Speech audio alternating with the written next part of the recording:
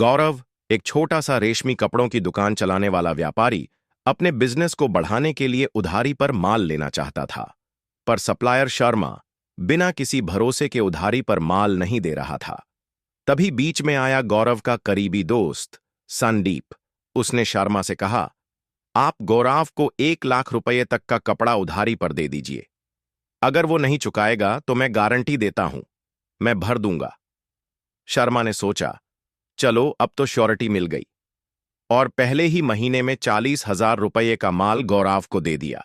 लेकिन दूसरे महीने में संदीप को लगा कि गौरव पर ज्यादा भरोसा नहीं किया जा सकता। उसे डर था कि कहीं सारा नुकसान उसी के सिर न आ जाए। तो उसने शर्मा को एक नोटिस भेजा जिसमें लिखा था, अब से मेरी गारंटी खत्म। आगे गौरव को जो माल देंगे उसकी जिम्मेदारी मेरी नहीं होगी। शर्मा ने सोचा, ठीक है, पर जो रुपये 40,000 का माल पहले ही दिया है उसका क्या?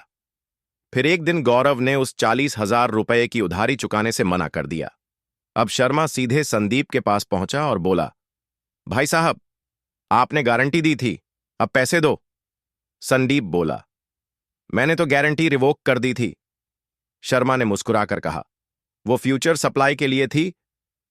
40,000 रुपये का जो माल पहले दिया था उसकी गारंटी तो तुमने दी ही थी। Section 130 Indian contract act 1872।